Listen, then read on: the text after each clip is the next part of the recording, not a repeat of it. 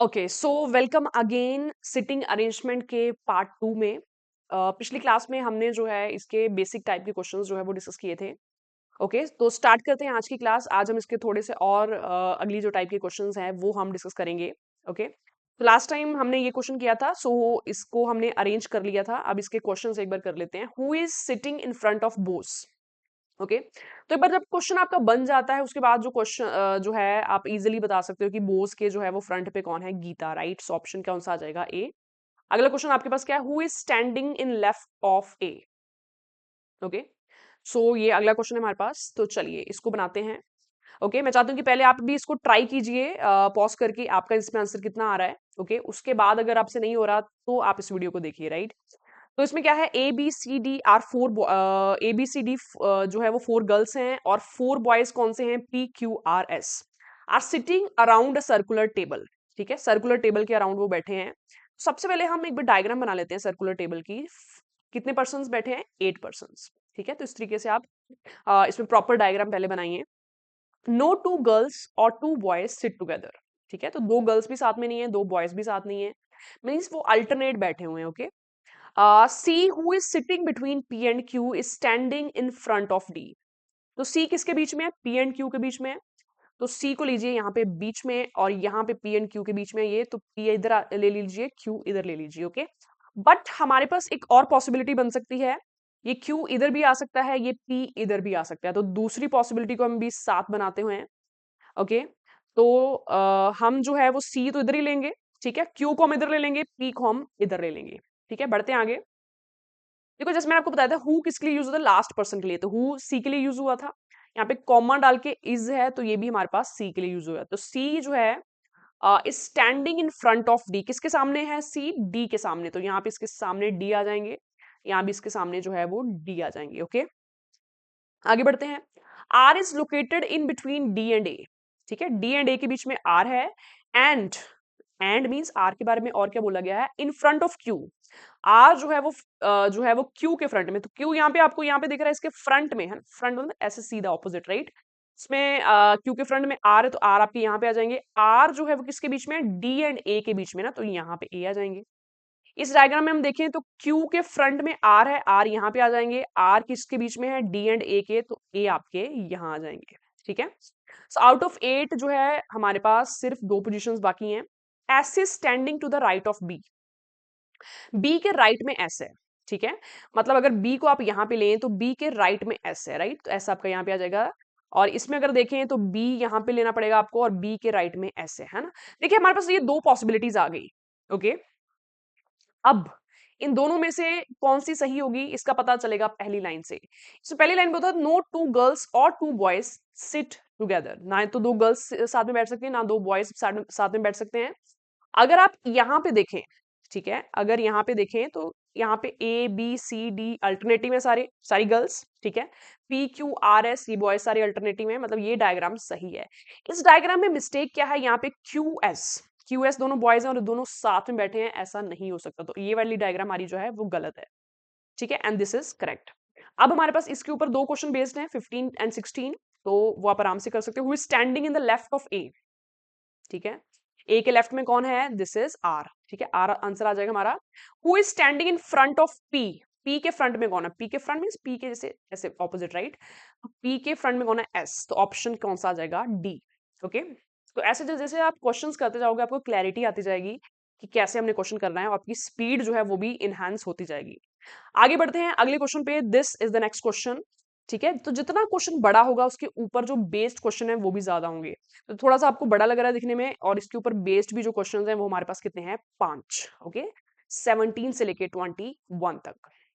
Okay तो question देखिए, try करते हैं। मैं चाहती हूँ कि आप भी इसको ट्राई करें साथ साथ। ओके सबसे पहले समझ लें क्वेश्चन है क्या। राइट 8 रूम्स हैं, P Q R S T U V W have been constructed adjacent to one another.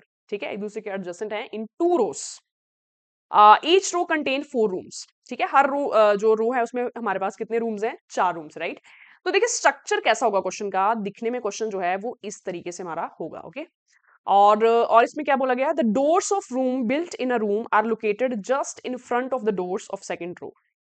Okay right, मतलब कि दोनों रूम्स जो हैं, चार चार के जो सेट हैं हमारे पास, वो एक दूसरे को फेस कर रहे हैं। जैसे आपके हॉस्टल में रूम्स होते हैं, जो नॉर्मली जो रूम्स होते हैं, ठीक है, तो हमारे पास इधर सेट में रूम्स है चार पांच, इधर सेट में चार पांच, और दोनों एक दूसरे को फेस कर रहे हैं, ठीक है।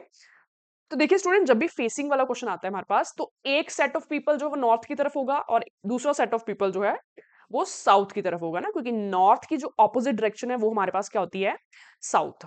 ओके, चलिए स्टार्ट करते हैं। द डोर्स, ये लाइन होगी, ये लाइन होगी, ठीक है। The rooms are not in successive order of letters, ठीक है, मतलब ऐसा नहीं होगा कि पी क्यू आर एस साथ में आ जाए, पी और क्यू है ना, मतलब ऐसे नहीं होगा। Okay, and the rooms with successive letters are not also opposite, ठीक है, मतलब ऐसा नहीं होता कि पी के ऑपोजिट यहाँ पे क्यू आ रहा है ना, तो ना तो सक्सेसिव लेटर आसपास होंगे, ओके, और ना ही ऑपोजिट होंगे ना, जैसे पी क्यू जहाँ आर एस साथ में भी नहीं हो सकते और ऑपोजिट भी नहीं हो सकते। अब क्या बोला है, P and Q rooms are located at one at the end of both the rows in diagonal, ठीक है, पी क्यू डायगोनली है, तो सपोज में पी यहाँ पे ले लेते हैं, तो क्यू हमारा यहाँ पे आ जाएगा ना, क्योंकि डायगोनली है ये। ओके, अगली लाइन क्या है, R is located just left of T and stand in the row of P, ठीक है, आर जो है वो टी के लेफ्ट में है जस्ट, और वो पी वाली लाइन में है, ठीक है। अभी हमें पता नहीं कहाँ पे आएगा, तो अभी इस लाइन को हम बाद में यूज करेंगे। Okay, you is located just on the immediate left of Q, ठीक है, इमीडिएट लेफ्ट, क्यू के इमीडिएट लेफ्ट में यू है, मतलब ये वाली जो डायरेक्शन है उसको हम नॉर्थ लेंगे, तभी तो ये वाली साइड लेफ्ट आएगी हमारे पास, और इस वाली को हम क्या लेंगे, साउथ लेंगे। ओके, तो यहाँ पे यू आ जाएगा क्यू के इमीडिएट लेफ्ट में, ठीक है। आगे क्या बोला गया है, V is located to left of R but diagonally in front of S, ठीक है, V जो है वो R के तो लेफ्ट में है, बट डायगनली किसके फ्रंट में है, S के फ्रंट में, ठीक है। तो V और S हमारे पास ऐसे भी आ सकते हैं, S यहाँ पे आ सकता है, V आ सकता है, ऐसे ना, ऐसे हो सकता है, राइट। बढ़ते हैं आगे, ठीक है। अब देखिए कौन सी लाइन हम यूज कर सकते हैं इसमें, राइट। अब देखिए, R is located just left of T, ठीक है, T के जस्ट लेफ्ट में R थे हमारे पास। ओके, और ये इंफॉर्मेशन हमने यूज कर ली है ऑलरेडी। ओके, और V is located left of R, ठीक है, R के लेफ्ट में कौन है, V, और V जो है वो डायगनली ऑपोजिट हैं किसके, S के। देखिए यहाँ पे हमारे पास दिया था कि जो R है वो किस लाइन में है, जिस लाइन में P है, ठीक है, और यहाँ पे R के लेफ्ट में V है, राइट। तो इसका मतलब हमारा जो V है वो हमारे पास इस लाइन में होगा, डायगनली है तो बिल्कुल कॉर्नर पे होगा ना, V हमारा इस लाइन में होगा, और डायगनली वो किसके हैं, S के, तो S आपका यहाँ पे आ जाएगा, ठीक है, ये चीजें होगी। ओके, और उसके बाद हम इस इंफॉर्मेशन को भी यूज कर सकते हैं जो अभी हमने मिस की थी, R is located just left of T, ठीक है, T के जस्ट लेफ्ट में R है, ठीक है, and stands in a row of P। Okay, R जो है वो हमारे पास P वाली लाइन में है, तो अभी हमारे पास ये वाले मिसिंग है ना, तो हम वो वाली ये वाली चीज भी यूज करेंगे कि सक्सेसिव ऑर्डर नहीं होना चाहिए लेटर्स का, ठीक है, मतलब यहाँ पे क्यू नहीं आ सकता है ना, पी क्यू सक्सेसिव है तो एक साथ भी नहीं आ सकते, ऑपोजिट भी नहीं आ सकते, ठीक है। अगर हम बात करें, ओके, तो अभी हमारे पास कितने, हमारे पास रूम्स बचे, अगर आप देखें तो हमारे पास कौन सा बचा, अभी आर बचा है हमारे पास, ठीक है, अभी हमारे पास कौन सा बचा है, हमारे पास अभी डब्ल्यू है, ओके, और हमारे पास अभी और कौन सा है, यू वी भी हो चुका है, डब्ल्यू हमारे पास पेंडिंग है, टी, ठीक है, टी हमारे पास बचा हुआ है।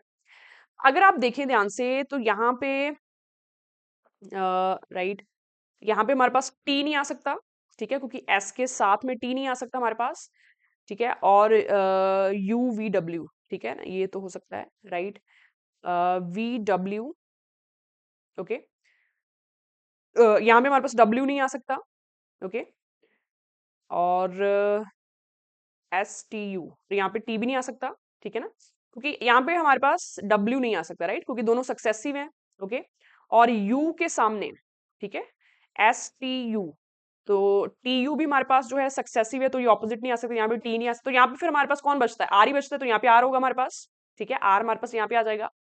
ओके, अब हम बात करें, हमारे पास आर हो चुका है, आर को कैंसिल कर दें, अब हमारे पास डब्ल्यू और टी बचे हुए हैं, ठीक है, तो यहाँ पे अगर देखें तो एस टी तो हो नहीं सकता, सक्सेसिव है, साथ में नहीं आ सकते, तो यहाँ पे कौन सा होगा, फिर डब्ल्यू होगा, ओके, और टी हमारा यहाँ पे आ जाएगा, तो ये अरेंजमेंट हमारे पास जो है वो फाइनल होगी। तो इसमें जो देखो ये जो क्लू था कि जो रूम्स हैं वो सक्सेसिव ऑर्डर ऑफ लेटर्स में नहीं होंगे, मतलब जो कंसेक्यूटिव लेटर्स हैं वैसा नहीं होगा, और कंसेक्यूटिव लेटर्स जो है वो ऑपोजिट भी नहीं आ सकते, ये काफी मेन लाइन थी है ना, क्योंकि हमने जो लास्ट के 3 ड्रॉ किए हैं उसी से ड्रॉ किए हैं। ओके, सो हर क्लू काफी इंपॉर्टेंट है। Got it? अब देखिए पहला मैं क्वेश्चन क्या पूछा, विच room is located just in front of P. ठीक है, पी के जस्ट फ्रंट में कौन सा रूम है, एस, तो ऑप्शन कौन सा आ जाएगा हमारे पास, ए। अगला क्वेश्चन हमारे पास क्या है, which room is located diagonally in front of S. Diagonally S के फ्रंट में कौन है, वी। ओके, तो वी आंसर आ जाएगा हमारे पास option C. Which room is just opposite to R. R के जस्ट ऑपोजिट कौन सा रूम है, यू। ठीक है, यू आंसर आ जाएगा हमारे पास। Which room is close to W. W के क्लोज कौन से हमारे पास रूम है, डब्ल्यू के close S and U. Okay, तो देखिए कितने कितने एक एक सेकंड में आप आंसर दे पा रहे हो अगर आपकी डायग्राम जो है वो बनी हुई है। Which room is not located at the end of any row. ठीक है, तो डब्ल्यू किसी एंड पे नहीं है। इस तरीके से 5 क्वेश्चन इसके ऊपर बेस्ड थे। ओके, तो ऐसे एग्जाम में भी आपके पास हो सकता है कि आपके पास एक प्रॉब्लम दी हो 5 बड़ी सी और 5 क्वेश्चन उसके बेस्ड हो, राइट। तो चलिए आगे बढ़ते हैं अब हम। ठीक है, ये वाला क्वेश्चन ट्राई करते हैं। ओके, ये वाला जो क्वेश्चन है वो हमारे पास इन अ रो है ना, मतलब लाइन वाला हमारे पास ये क्वेश्चन है। ओके, मैं चाहती हूँ कि स्टार्टिंग में आप इसको एक बार ट्राई करें। ओके, उसके बाद जो है देखिए आपका आंसर कितना आ रहा है इसमें। तो देखिए क्या है हमारे पास इसमें 7 बॉयज हैं, Vipin, Ramesh, Vidya, Balwinder, Aslam, Sahil and Pratyush are standing in a row. Pratyush is standing in between Aslam and Vipin. There is a boy between Sahil and Vipin. There are 2 boys between Aslam and Vidya. Balvinder just right side of Sahil. ठीक है, तो इस line से start कर लेते हैं। Okay, साहिल के just right में कौन है, बलविंदर। ठीक है, तो मैं शॉर्ट फॉर्म ले रही हूँ, आई एम टेकिंग जस्ट बल। उसके बाद क्या है, उसके बाद देखिए हमारे पास there is a boy between Sahil and Vipin. Sahil और विपिन के बीच में एक बॉय है। देखिए विपिन इधर भी आ सकता है ना, साहिल और विपिन के बीच में एक बॉय हो जाएगा, और विपिन इस साइड भी आ सकता है, दोनों केस हम लेंगे। ठीक है, पहले केस में हम विपिन को इधर ले लेते हैं और हम दूसरा केस भी बना लेते हैं। मैं जस्ट फर्स्ट लेटर ले रही हूँ, साहिल यहाँ पे, बलविंदर यहाँ पे। ठीक है, और मैं विपिन को अब इस साइड ले रही हूँ। ओके, उसके बाद क्या है, Vipin and Pratyush is standing between Aslam and Vipin. ठीक है, विपिन और असलम के बीच में प्रत्युष है, तो प्रत्युष यहाँ पे आ जाएगा, असलम हमारे पास यहाँ पे आ जाएगा। अगर यहाँ पे देखें, ओके, तो प्रत्युष है किसके बीच में, विपिन एंड असलम के बीच में, तो असलम यहाँ पे आ जाएंगे। ठीक है, मैं फर्स्ट लेटर ले रही हूँ इसमें बस। उसके बाद क्या है, देयर नेक्स्ट इज, अब देखिए कौन सी लाइन हम यूज कर सकते हैं, there are 2 boys between Aslam and Vidya. ठीक है, असलम और विद्या के बीच में 2 बॉयज हैं। ओके, सो इसमें हमें गिवन था कि 7 बॉयज हैं, तो यहां तक अभी 6 हो चुके हैं, है ना। तो विद्या को हम उस साइड तो ले नहीं सकते, अगर उस साइड ले लेंगे तो ज्यादा बॉयज हो जाएंगे, तो इसका मतलब विद्या हमारे पास यहीं पे आएंगे ना। तो ये वी विपिन का है, ये हम विद्या यहाँ पे ले रहे हैं। अगर हम यहाँ पे देखें तो असलम हमारे पास यहाँ पे है, यहाँ पे विद्या की जगह ही नहीं बचती, क्योंकि 5 तो ये हो गए। ठीक है, असलम और विद्या के बीच में 2 हैं, तो लोग उसमें ज्यादा हो जाएंगे अगर आप उस साइड लेते हो, राइट। तो ये डायग्राम हमारी कैंसिल हो जाएगी। अब देखिए there are 3 boys between Vidya and Ramesh. यहाँ पे विद्या है, विद्या और रमेश के बीच में 3 है। ऑफ कोर्स रमेश इस साइड ही आएंगे ना, क्योंकि तभी तो हमारे पास टोटल 7 लोग बनेंगे ना। अब देखिए रमेश को इस साइड मैंने ले लिया, टोटल 7 जो पीपल हैं वो हमारे पास कंप्लीट हो गए ना। तो ये हमारे पास फाइनल अरेंजमेंट होगी, राइट। एक बार चेक कर लीजिए। ठीक है, क्योंकि अगर रमेश को उस साइड लेते हो तो हमारे पास नंबर ऑफ पीपल 8 हो जाएंगे। ठीक है, क्या बोला है, Vidya standing in between which 2 person, right. तो विद्या जो है वो विपिन एंड साहिल के बीच में, राइट। तो यहाँ पे विद्या हमारे पास ऑप्शन ए जो है इसका सही आएगा। तो 2 क्वेश्चन किसके ऊपर बेस्ड थे, 22 and 23। Second question paper, who is standing second from left. Left side से सेकंड पे कौन है। ठीक है, तो ये हमारे पास देखो लेफ्ट साइड होती है, ये हमारे पास राइट साइड होती है। ओके, जब भी डायरेक्शन नहीं गिवन तो बाय डिफॉल्ट आपने नॉर्थ लेना है। तो लेफ्ट साइड से सेकंड कौन है हमारे पास, यहाँ पे A means Aslam. Okay, so option हमारा कौन सा आ जाएगा, डी। ओके, तो ये हमारे पास कुछ क्वेश्चन थे, ये हम ऑलरेडी कर चुके हैं। ठीक है, ये डोर्स वाला क्वेश्चन भी हम ऑलरेडी कर चुके हैं। ओके, सो ये हमारे पास रूम्स वाले क्वेश्चन हो गए और अलग अलग टाइप के और क्वेश्चन हो गए। ओके, सो आप इसको प्रैक्टिस करें, राइट। अपने दोस्तों के साथ शेयर करें जिनको सिटिंग अरेंजमेंट में डाउट्स हैं, ताकि ये सारे क्वेश्चन प्रैक्टिस करके उनको कॉन्फिडेंस आए कि हाँ हम और भी क्वेश्चन इसके कर सकते हैं। Okay, so thank you all, मिलते हैं अगली वीडियो में।